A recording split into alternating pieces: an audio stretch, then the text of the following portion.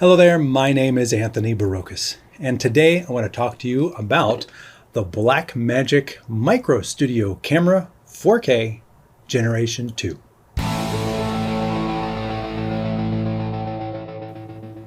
Now let's get this out of the way right quick. This Blackmagic Micro Studio Camera was provided to me to review by Blackmagic.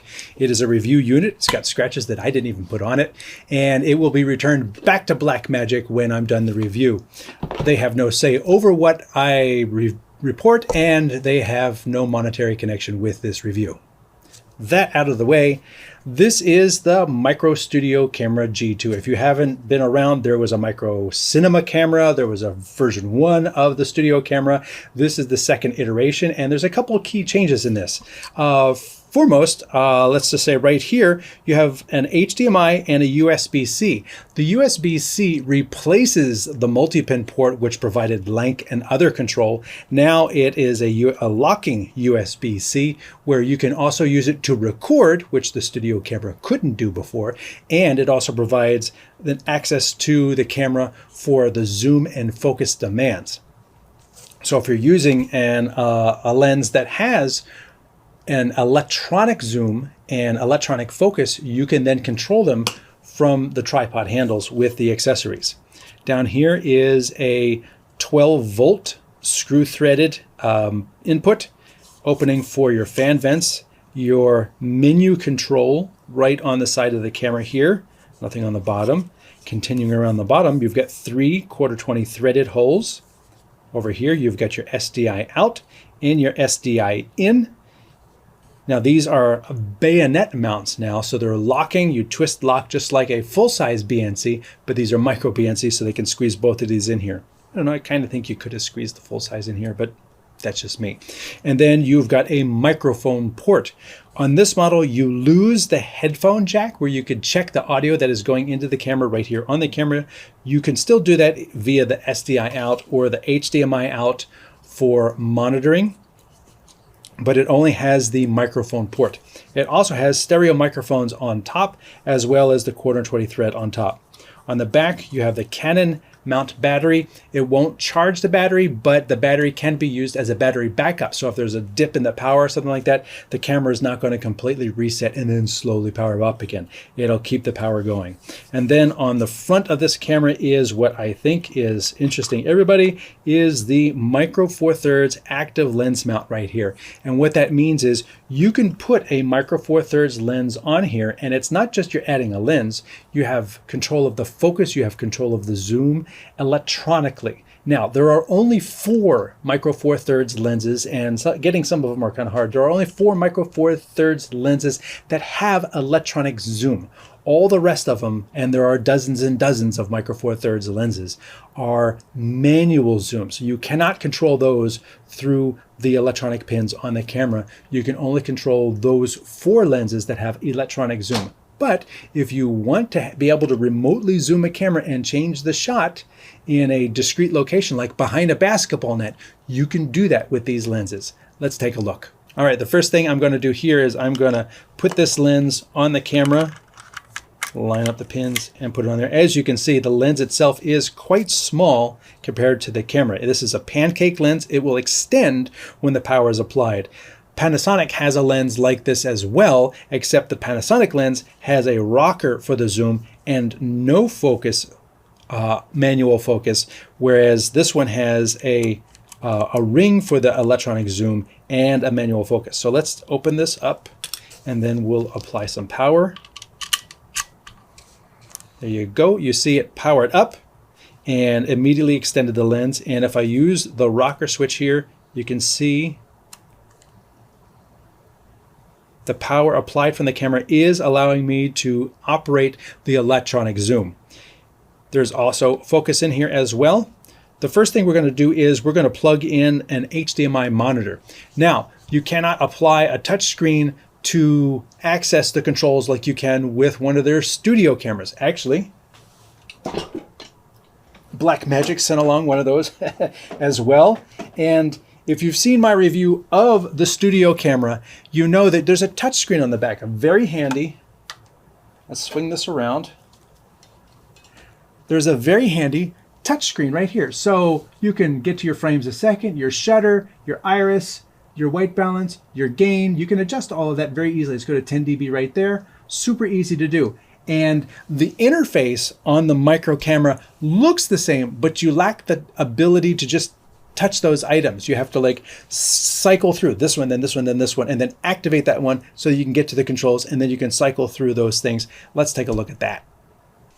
So we are going to plug in an HDMI cable, and I have an ATEM Mini right here that is going to bring up the input. So let us go over to the software, and we are going to see an ATEM Mini. I'm going to click on that, open up the control, and if we go to camera 2, you can see that my camera goes red. If I go to camera 1, you can see that this camera goes red. So this is indeed part of the system now. And one of the things you can do is, if we hit the menu button, you will see that it comes up with the menus that if you've used other Blackmagic products, you will be familiar with. One of the things we're going to go through the menus here is going down to the monitor. I have the clean feed set to on right now. So let's go down and go into here, and we hit off. And then when we do that, you see that we get all of the same interface elements that are on every other Blackmagic camera, current Blackmagic camera running this operating system. And you can go into, with the set button, and cycle through the various, let's go back out of that one, menu, and you can cycle your way through the different settings as if you had a touch screen, but it's definitely more laborious using the 4 buttons on the side of the camera here. I kind of wish there was a way to kind of access this menu through the ATEM Mini software control, but there's not. So to do these things, you do have to go through here. So we can circle down here, go back to 0 dB, go into here, and that will bring that up, and I can go here and I say set, and now it's 10 dB brighter, and then I can hit menu, and that will go away. So that is how, for example, you can use these settings on the camera itself to control the different menu settings as if you had a touch screen. It's just a lot more cumbersome because obviously there is no screen, and there's no touch screen you can connect to the HDMI that would enable that capability. Unfortunately, as an accessory, that would be something nice to see, something that plugs into the USB-C and the monitor so to give you that touchscreen functionality, at least to set these things up, and then you can bury them and let them be. Now with the USB, there are lots of external SSD drives that you can add to this thing. But because it's USB, doesn't necessarily mean you have to use an SSD. For example, I've got a USB-C to USB 3.0 converter, and then a little Samsung USB stick, and then we can plug that right in here, and you will see at the bottom of the screen, it tells me that there is a Samsung USB drive and there's 20 minutes of space left to record there. Now remember, you can go into the settings of the camera itself and determine what those compression settings are, what it records in, and that will change your record time on the media. To actually record the media, you push the record button right here, and you see now it's recording to the little USB drive I've got right here. Now, I don't recommend this, but I just want to make it clear that it is possible. If you had a USB converter or you had a USB-C stick that was fast enough to be able to record the raw footage coming off the camera, then you would be able to use this camera with just a USB stick. But as always, go with the fastest thing available for their most reliable recording. These cameras are great to pack along as part of a multi-camera kit. You can have big operated cameras like this, and the operator can zoom and focus and see everything and follow the action and everything. But there are times when you want a reverse angle, something small and discreet, say on stage, or where it would be seen, but you don't want it to draw attention to itself. That's where these little cameras really pay off. You can drop them in there, and as I said, you can remotely control the zoom through the ATEM software. Let's take a look at that. Now I am going to go into the ATEM software control panel. I've got my ATEM mini set up here. You can see my 4 inputs.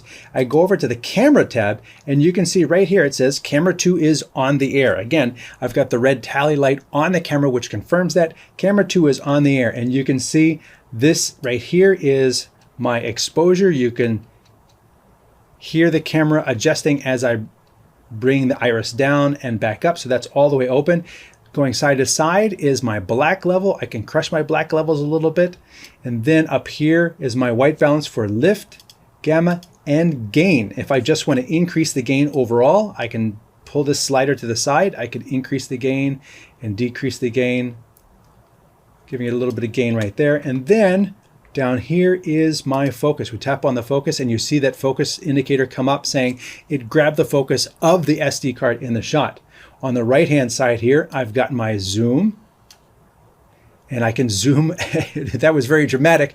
But the thing is, with these electronic zooms, they're not studio lenses. And I've said this before in my review of the big Blackmagic Studio camera. I wish these cameras had a native B4 mount. Keep the micro four thirds sensor, keep everything else, but give them a B4 mount for B4 ENG lenses, and then put a lens port on the side to power the iris of those lenses. Now, you can't remotely control the zoom on most of them. You can get external, like a secondary, maybe use the USB-C to provide controls to change the zoom. But what they would do is they would give you that smooth zoom that you're used to seeing. On the downside, they're much larger than these little micro four thirds lenses. But you can see I can change the shot. It's just not something I would do on the air because it is very abrupt. And if I zoom back out, you can see it is herky-jerky because that's the way these lenses are. They're photographic lenses. They're meant to get you to the shot so you can take the picture. They're not meant to be used online as, you know, a smooth zoom between point A and point B. But you can see the image quality is there, the depth of field is there. It would be nice if it was a little brighter, so let's go over and increase the gain a little bit. Now that I have zoomed in, the aperture has increased. I'm at 5.8, and now I need to increase the gain to compensate for that. But you can see how this can give you a shot that you can reframe. You can zoom in, get a shot, and then remotely, I can then zoom it out a little bit, change the shot. And again, these are 4K cameras delivering 4K over HDMI, delivering 4K over SDI, and that's giving you the full resolution off the sensor and delivering a really good image. Now, I mentioned before, it would be nice if there's a way to access those controls at the top of the touchscreen that you can't touch. You can kind of actually do that. Here on this row right here is the availability to adjust the gain, the shutter, and the white balance. Now, interestingly enough, the gain here says it's at 0 dB, but the gain on the actual camera display says it's at 10 dB. So I'm going to change this. Now you can see it jumped to 2. So what apparently happened is it did not update the display here in the control panel when I adjusted it with the touchscreen. And I think that's something they need to address so that the two always reflect. So if you change it on the camera, then it also changes over here in the control panel. But you can see you can actually do those things here. But here's your shutter, your gain, your filter. I can change the white balance. You see it changing. So the camera is changing when I change it on the software, but the software didn't change when I changed it on the camera. But I just wanted to point that out, that you can actually adjust the camera settings here. When I adjust the gain up here, I'm actually adjusting the image that's coming off of the sensor. This is adjusting the actual camera settings directly. Also in the control panel, if I had changed my white balance and I went in here and I needed to pull it a little bit to the blue over here, and I needed to make sure both of these cameras match, because these are the two cameras that I have in the studio, I can come over here and I can copy this setting, And then on the gain, on this camera right next to me, I can then come over here and paste that setting and make it easy to match studio cameras. And that's one of the really nice things about these Blackmagic cameras is they are part of an ecosystem. If you already have the Blackmagic ecosystem, adding this diminutive little camera can really deliver dividends in terms of creativity as to where you put the camera. If you're looking to get into it, these are very small and easy to use in terms of placement. The body itself, you can bring multiple bodies in the space that one bigger body would take. But I always recommend having one big operated camera to be able to get the shots you need to get. Those are great as cutaways, like behind the glass on a basketball net, but that's not the same thing as having an operated camera following the game as your primary camera. So this has been my look at the Blackmagic Micro Studio Camera 4K Generation 2. It is nice upgrades, great capability with the USB-C, and high quality recording to external SSDs. The HDMI out is a welcome feature as well in terms of monitoring and being able to change settings wherever the camera might be stored, and being able to use both the HDMI and the SDI at the same time, being able to have a battery on the back as a battery backup for your power in, make this a great little diminutive camera that you can stow away and get those unique angles wherever you might need them. My name is Anthony Barocas. Thanks for watching.